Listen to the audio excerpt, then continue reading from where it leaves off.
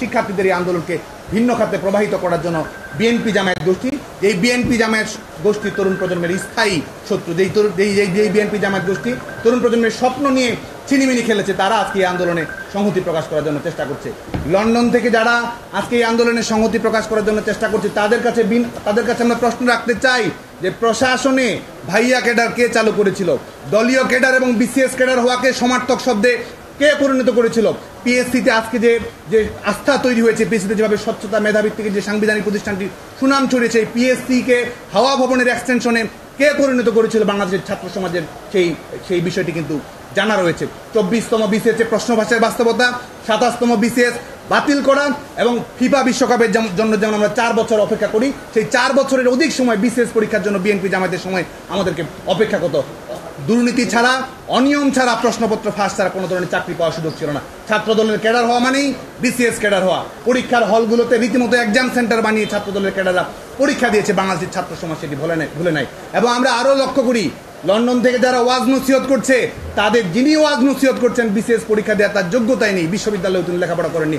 আজকে তিনি ডিকটেট করছেন যে বিসিএস পরীক্ষায় কারা অংশগ্রহণ করতে পারে, মেধার ভিত্তিতে হওয়া উচিত কিনা। আমরা মনে করি এটি সুস্পষ্টভাবে ছাত্র সমাজের সঙ্গে তামাশা, এটি ছাত্র সমাজের সঙ্গে প্রহসন। আমরা দৃঢ়তার সঙ্গে বিশ্বাস করি মাননীয় প্রধানমন্ত্রী বঙ্গবন্ধু কন্যা দেশরত্ন শেখ হাসিনার সরকারি একটি যৌক্তিক অন্তর্ভুক্তিমূলক যে সমাধান প্রয়োজন, সেই সমাধানটি মাননীয় প্রধানমন্ত্রী বঙ্গবন্ধু কন্যা দেশরত্ন শেখ হাসিনার সরকারই এটি সুনিশ্চিত করবে। যারা সাধারণ শিক্ষার্থী রয়েছে, আমরা দেখেছি হাইকোর্টের আমাদের সুপ্রিম কোর্টের পর্যবেক্ষণের পরে আমাদের সাধারণ শিক্ষার্থীরা কিন্তু ফিরে এসেছে। আমরা মনে করি যে তারাই সত্যিকারের এই দাবিটির একটি স্থায়ী সমাধান চায়। এর বাইরে যারা রয়েছে তারা, আমরা মনে করি, এই ধরনের পলিটিক্যাল অ্যাটেনশন সিকিং এর প্রবণতা থেকে তারা এই কাজটি করছে। এই প্রফেশনাল আন্দোলনকারী এবং যারা প্রফেশনাল আন্দোলনহারী, যারা বারবার বাংলাদেশের জনগণ থেকে বিচ্ছিন্ন হয়ে আন্দোলনে হেরেছে, তারা সবসময় এই ধরনের ষড়যন্ত্রের উপায়ে লাশের রাজনীতি কায়েম করে, কৃত্রিম পরিস্থিতি তৈরি করে যারা রাজনৈতিক দুরভিসন্ধি খুঁজছে বাংলাদেশের ছাত্র সমাজ, তাদের বিরুদ্ধে সোচ্চার রয়েছে। এবং আমরা যে কোনো মূল্যে আমরা আহ্বান জানাবো, শিক্ষা প্রতিষ্ঠানে শিক্ষার পরিবেশকে আমাদের ফিরিয়ে আনতে হবে।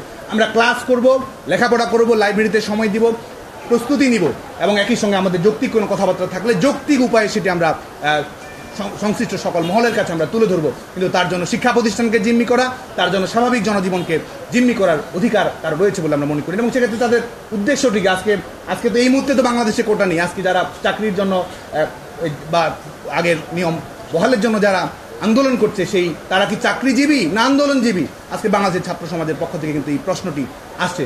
আন্দোলন করে যারা জীবিকা অর্জন করতে চায় বাংলাদেশের ছাত্র সমাজের স্বার্থে, তাদের বিরুদ্ধে আমরা প্রস্তুত রয়েছে।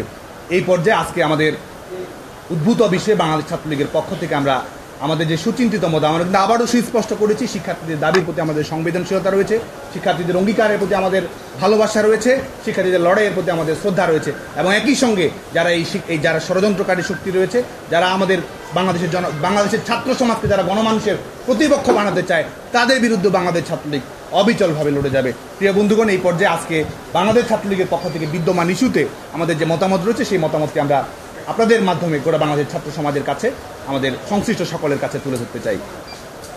শিক্ষা প্রতিষ্ঠানে একাডেমিক পরিবেশ অব্যাহত রাখা, জনদুর্ভোগ তৈরি না করে ক্লাস পরীক্ষায় ফিরে আসা এবং কোটা ইস্যুর যৌক্তিক ও অন্তর্ভুক্তিমূলক সমাধানের দাবিতে বাংলাদেশ ছাত্রলীগের সংবাদ সম্মেলন।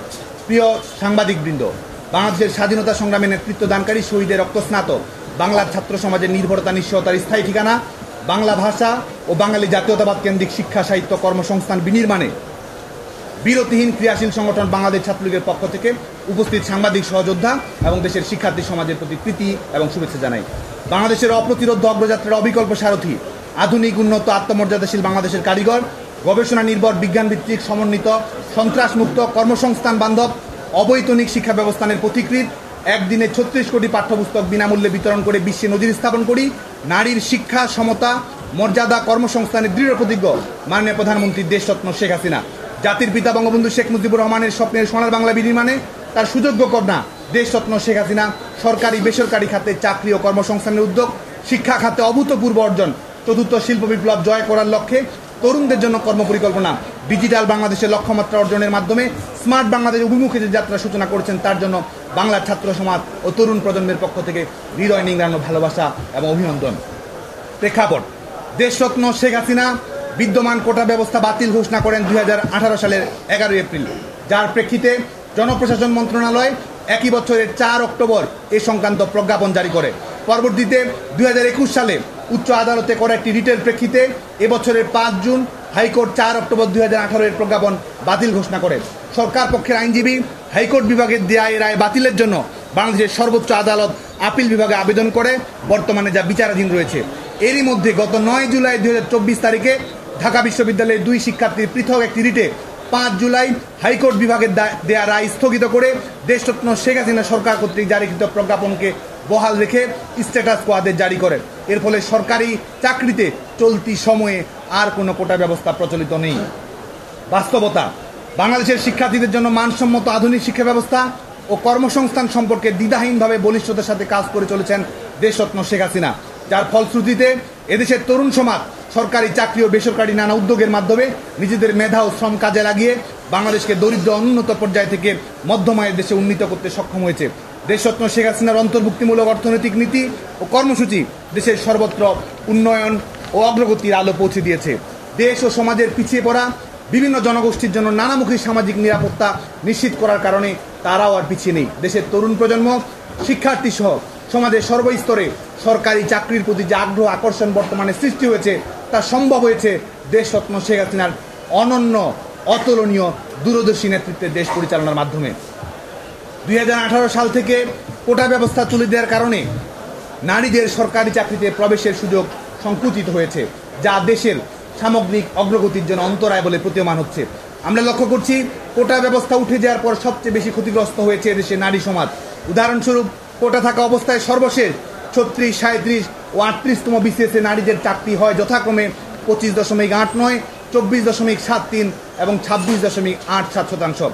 অপরদিকে কোটা তুলে দেওয়ার পর 40, 41 ও 43তম বিসিএসে নারীদের চাকরি হয় 21.8%, 21.20% এবং 17.5%। এমনকি প্রায় 50টি জেলায় বিসিএস ছাড়াও সরকারি যেসব কর্মসংস্থানের সুযোগ ছিল সেগুলোতে নারীদের প্রতিনিধিত্ব শূন্য হয়ে যায়।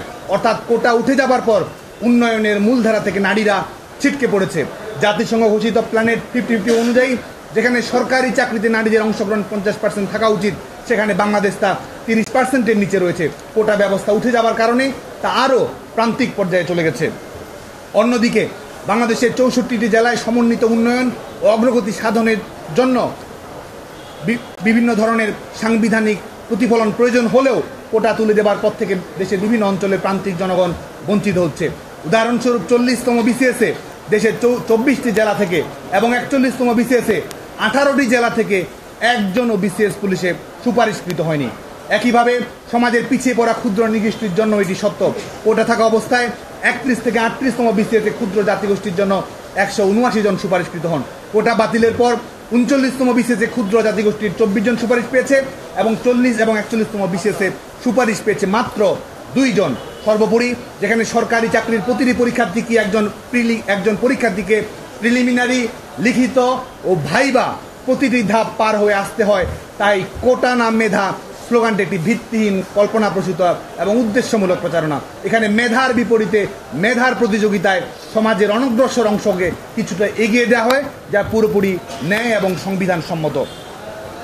জনদুর্ভোগ, আদালতের চূড়ান্ত রায় পর্যন্ত অপেক্ষা না করে আদালতের বিচারিক প্রক্রিয়ার অন্তর্ভুক্ত হয়ে নিজেদের বক্তব্য তুলে না ধরে বর্তমানে আন্দোলনের নামে প্রকৃতপক্ষে সাধারণ জনগণের জীবনযাত্রা ব্যাহত করার প্রচেষ্টা চলছে, যা কোনো মতেই আর যৌক্তিক পদক্ষেপ নয়।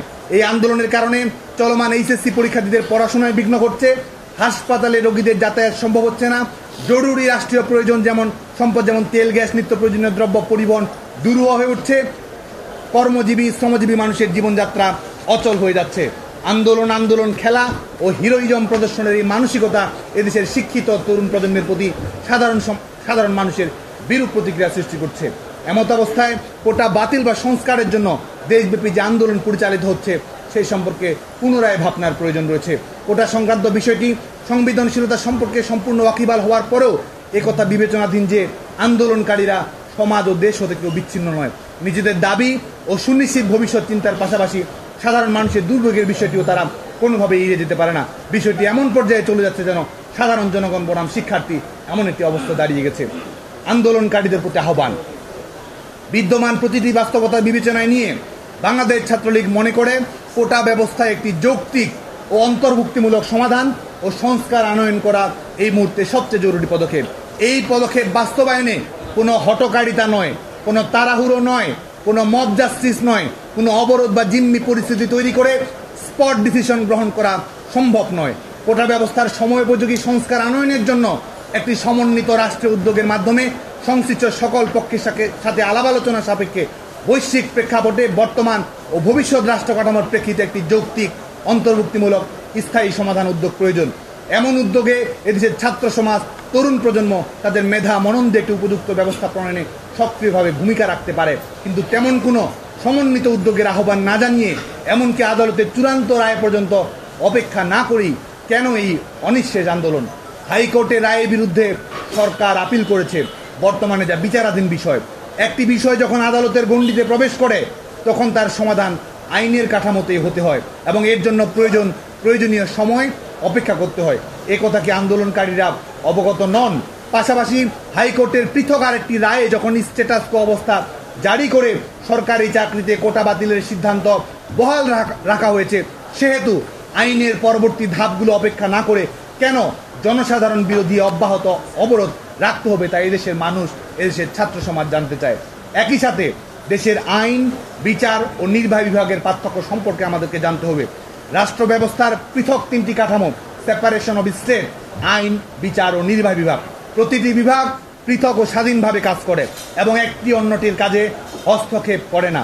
কোটা বাতিলের নির্বাহী আদেশ যেহেতু বিচার বিভাগ থেকে বাতিল করা হয়েছে, সেহেতু আদালতে এটির কার্যক্রম শেষ হওয়ার পরই কেবল আইন ও নির্বাহী বিভাগ নতুন করে নিজেদের সিদ্ধান্ত নিতে পারে এবং ততদিন অপেক্ষা করতে হবে। রাষ্ট্র কাঠামোর এই মৌলিক বিষয় না বুঝে জনগণকে জিম্মি করে তথাকথিত আন্দোলন চালা হলে আন্দোলনকারীদের এটিও মনে রাখা দরকার, এদেশের আইন বিভাগ সার্বভৌম, বিচার বিভাগ স্বাধীন এবং নির্বাহী বিভাগ জনগণের ভোটে প্রতিষ্ঠিত। তাই অহেতুক কোনো উদ্দেশ্য প্রণোদিত আন্দোলনের কাছে কেউ নতি স্বীকার করবে না। সার্বিক পরিস্থিতি বিবেচনায় নিয়ে বাংলাদেশ ছাত্রলীগ দেশের শিক্ষার্থী সমাজের প্রতি আহ্বান জানাচ্ছে, আন্দোলনের নামে অনিঃশেষ অবরোধ কার্যক্রম পরিচালনা কোনোভাবেই দাবির সুষ্ঠু সমাধান নিয়ে আসতে পারে না। চলমান এইচএসসি পরীক্ষা, তীব্র তাপদাহ এবং মানুষের স্বাভাবিক জীবনযাত্রার মতো গুরুত্বপূর্ণ বিষয়গুলো বিবেচনায় নিয়ে সড়ক অবরোধ, নিরবিচ্ছিন্ন যোগাযোগ ব্যবস্থা ও জীবনযাত্রায় বাধা বিঘ্ন সৃষ্টি এবং ক্লাস পরীক্ষা বর্জনের কর্মসূচি থেকে তাদের অবিলম্বে ফিরে আসতে হবে। শিক্ষার্থীদের মনে রাখতে হবে, কোটা ব্যবস্থা বাতিল করেছে সরকার। উচ্চ আদালতে কোটা ব্যবস্থা বাতিলের সিদ্ধান্ত পুনর্বহালের পক্ষে কাজ করছে সরকারের আইনজীবী। তাই দেশরত্ন শেখ হাসিনার প্রতি আস্থা রেখে স্বাভাবিক আইনগত প্রক্রিয়ায় কোটা সংক্রান্ত জটিলতার যৌক্তিক সমাধান নিয়ে আসার জন্য শিক্ষার্থীদের সব রকম বিশৃঙ্খলাপূর্ণ কর্মকাণ্ড থেকে বিরত থাকতে হবে।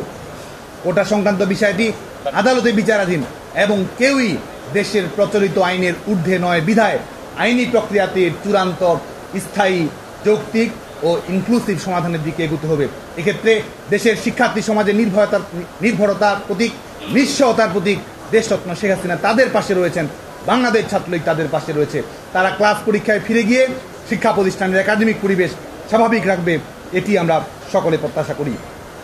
পরিশেষে বিদ্যমান পরিস্থিতিতে বাংলাদেশ ছাত্রলীগ সর্বোচ্চ দায়িত্বশীলতার পরিচয় দিয়ে দেশের শিক্ষার্থী সমাজের পাশে অবস্থান করেছে।